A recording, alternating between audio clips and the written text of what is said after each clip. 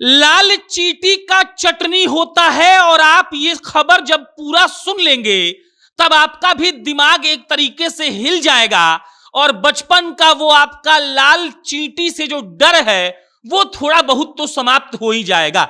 देखिए, चींटियां दो तरह की होती है आमतौर पर, एक काली वाली और एक लाल वाली। काली वाली से तो लोगों को थोड़ी बहुत कम डर लगती है, लेकिन जो लाल चींटी होती है वो अगर आपको काट ले तो वहां पर एकदम से फोड़ा हो जाता है, आप खुजली करते करते परेशान हो जाते हैं। लेकिन एक बार जरा सोच कर देखिए कि उसी लाल चींटी से अगर कोई चटनी बनाता हो और उस चटनी को भारत सरकार के द्वारा जीआई टैग यानी कि मान्यता प्राप्त हो जाए तो सोचिए कि कैसा रहेगा। लाल चींटी बचपन में हम लोगों का खौफ, बचपन क्या जवानी में भी हम लोगों का खौफ है। अगर वो कहीं गलती से काट ले तो इतनी खुजली होती है कि पूछिए मत। लेकिन उसी लाल चींटी से चटनी बनाया जाता है और ये जब खबर हमने पढ़ा कि लाल चींटी से बनाए जाने वाली चटनी को भारत सरकार ने जीआई टैग दे दिया, मतलब मान्यता प्राप्त हो गई कि ये एक डिश है, तो हमने सोचा कि ये खबर आपको जरूर बतानी चाहिए। अब ध्यान से समझिए कि ये लाल चींटी का चटनी बनता कहां है, इसको खाते क्यों है और आखिर इसको खाने से कोई दिक्कत तो नहीं होती है। तो पहले सवाल का जवाब यह है कि लाल चींटी का चटनी देखिए खाया तो उड़ीसा में भी जाता है, झारखंड में भी खाया जाता है और बंगाल में भी।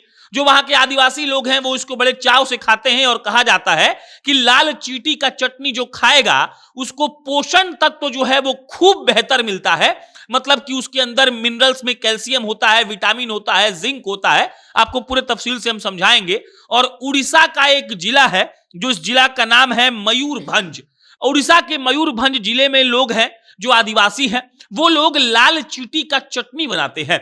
अब एक और बात, ऐसा नहीं है कि एक लाल चींटी का चटनी बनता है, हजारों लाल चींटियों को ये लोग जंगल से पकड़ते हैं। पहले उस चींटी को साफ करते हैं, चींटी के साथ उनके अंडों को भी उठाते हैं, उसके बाद उसको पीसते हैं सिलवट्टे पर।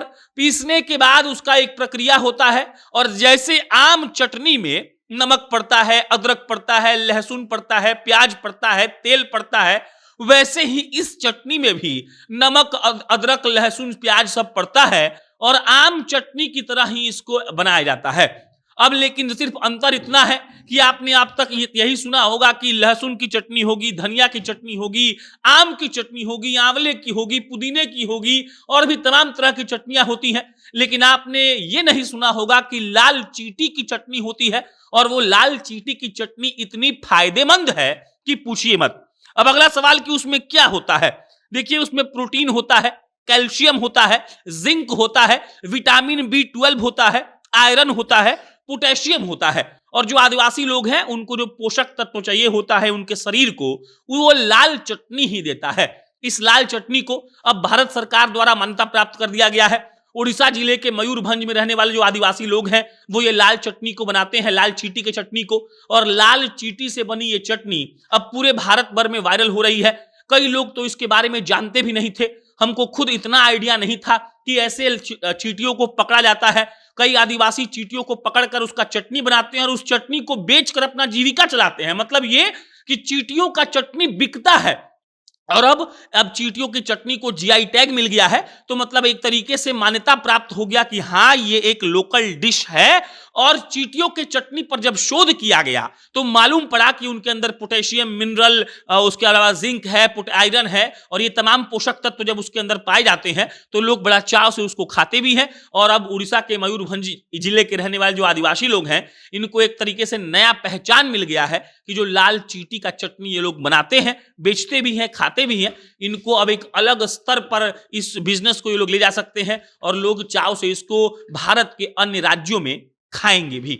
बाकी इस पर कोई अपडेट आगे आपको मितला करेंगे। मेरा नाम प्रशांत है, बहुत बहुत धन्यवाद।